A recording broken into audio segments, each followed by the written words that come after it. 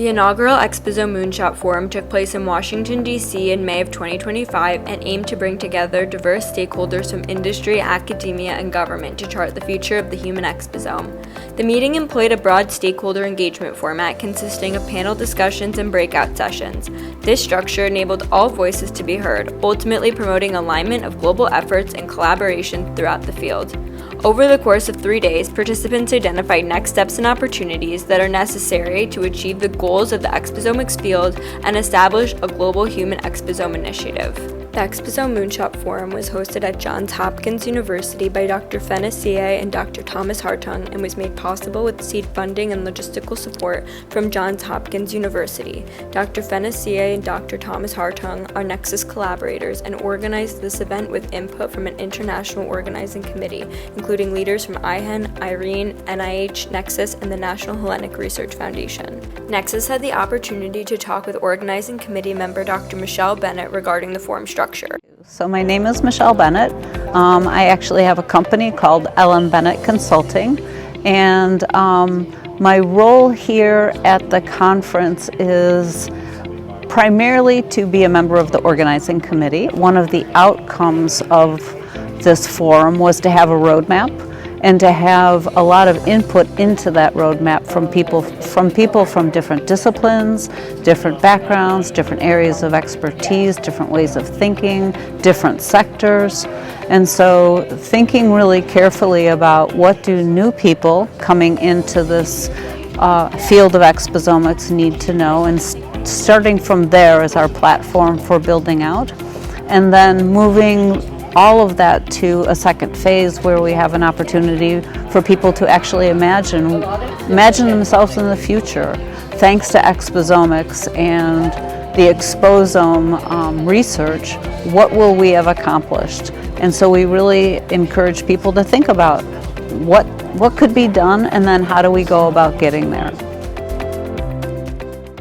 As evidence of the focus on global collaboration, the meeting gathered key leaders from India, Japan, South Africa, Lebanon, Ghana, as well as a significant number of European countries.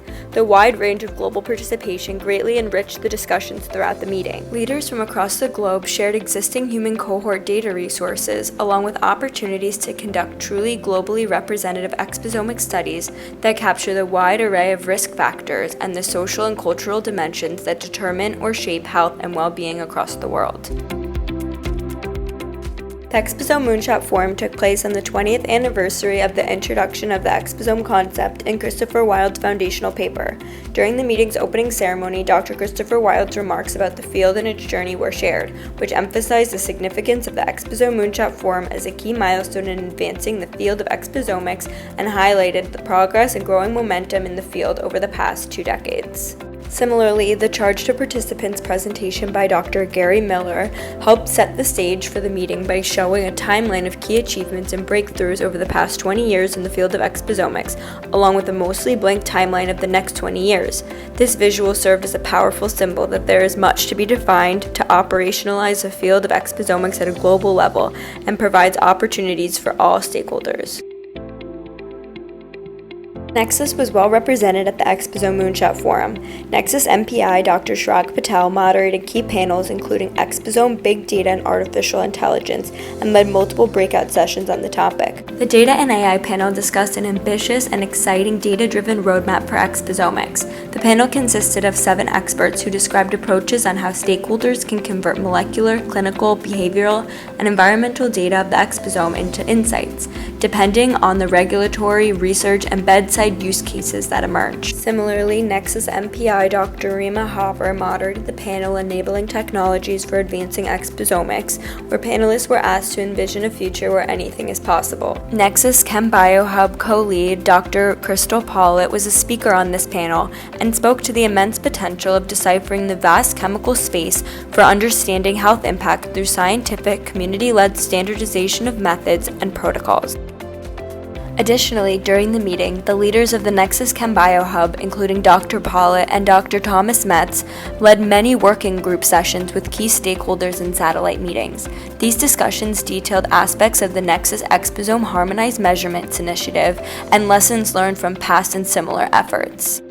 Additionally, Nexus collaborators Dr. Douglas Walker, Dr. Carmen Marcet, Dr. Arcot Rajasekar, Dr. Randolph Singh, and Dr. Carlos Cardenas Iniguez were all in attendance and greatly added to the discussions throughout the meeting. Nexus had the opportunity to talk with Dr. Arcot Rajasekar and Dr. Carlos Cardenas Iniguez about their experience at the Exposome Moonshot Forum.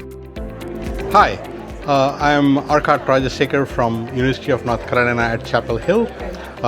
It's a great pleasure to be part of this particular enterprise of launching Exposomics as a moonshot.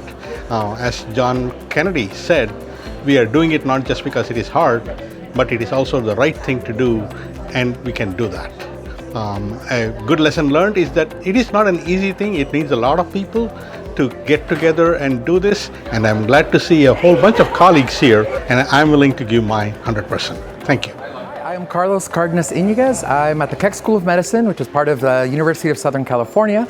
My research is on brain development, particularly in teens, and looking at how different environmental factors or social factors, such as like air pollution or people's like neighborhoods, impact their brain development.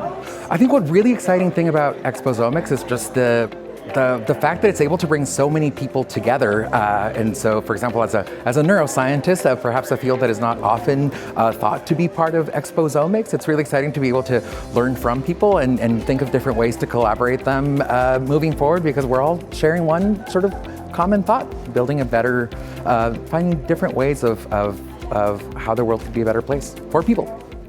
At the conclusion of the conference, Nexus MPI sat down to discuss their major takeaways and conclusions and to reflect on the Exposome Moonshot Forum.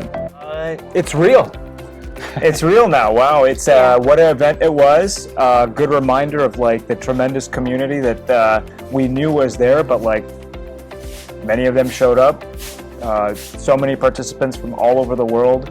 Great reminder that this is like a huge enterprise of connecting all sorts of people from all over the world to make this happen. Yeah, I really love it. I feel like there's real momentum, and yes, we would have loved more people to be here, but I think we did such a great job launching. I was really excited about sort of everyone coming from India, Japan, Lebanon, all these amazing countries that we don't usually get a chance to like really connect with. Yeah. What's your impression, Gary? To me, what I was really impressed with the coincidence of the timing.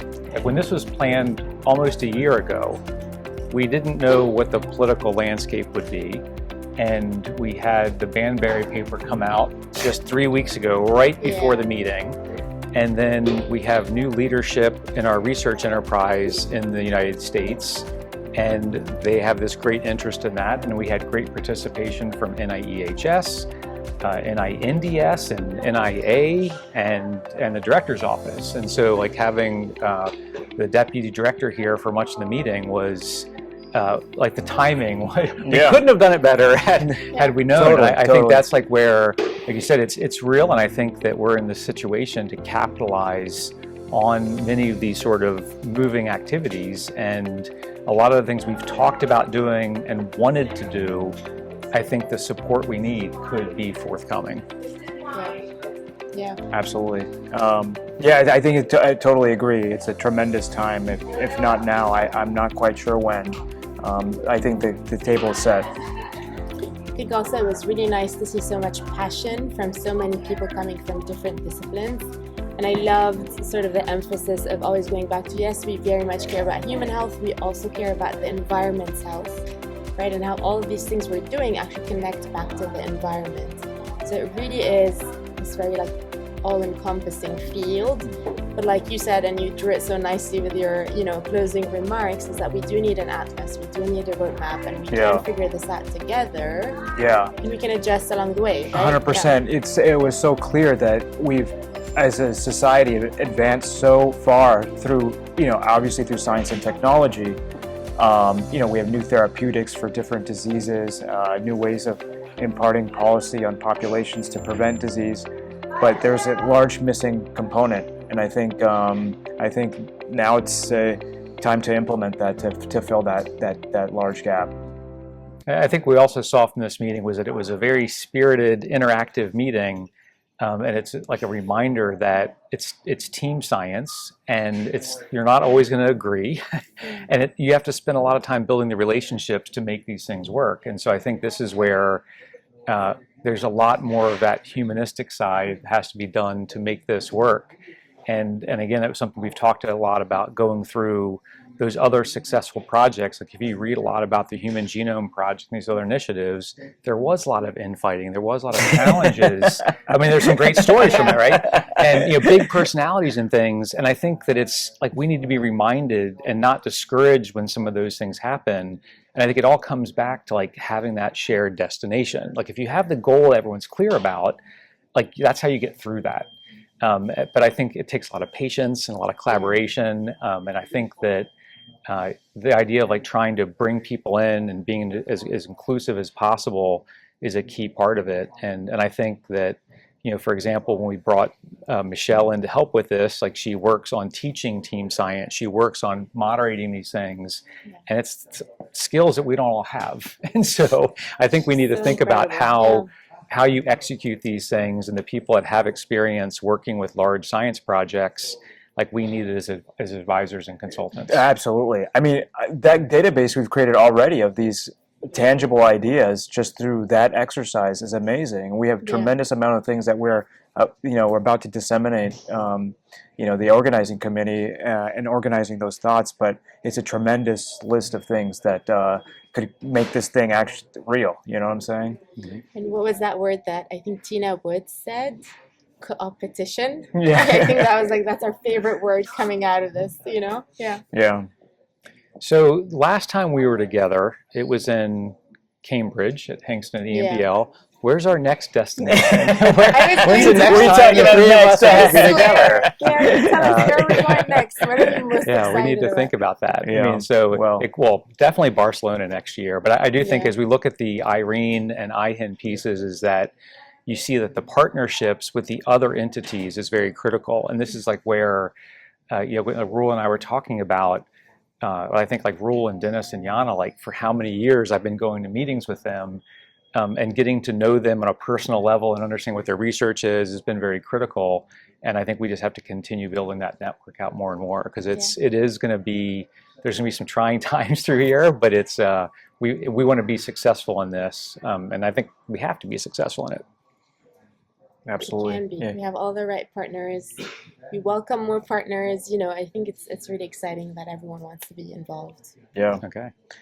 And speaking of that, we thank our friends at Johns Hopkins University and great setting. Thomas Hartung and Fenicilla for making this happen. What a place, right? Yeah, it's fantastic. And then the nation's capital, where that National Academy of Science meeting was, in 2010. It was a really key part. So maybe that's the hope, is that this meeting is as big as that meeting was in influence and impact. So let's do it. All right. Let's do it. It's time to get back to work. Thank you, guys. Thank you. Thanks. We did it. Yes. All right. After 3 days, the Exposome Moonshot Forum concluded with the signing of the Washington Declaration, which planted the stake in the ground for the Global Human Exposome Initiative. The global initiative has been named the Global Exposome Forum, and the governance structure is being established. Building on the momentum of the Johns Hopkins-hosted Exposome Moonshot Forum, NEXUS, the designated U.S. Exposome Coordinating Center, will now steer the next phase of work across the NIH. Over the coming months, we will convene national working groups, formalize ties with global partners such as IHIN and Irene, and implement a shared governance structure that aligns with activities across laboratories and domains.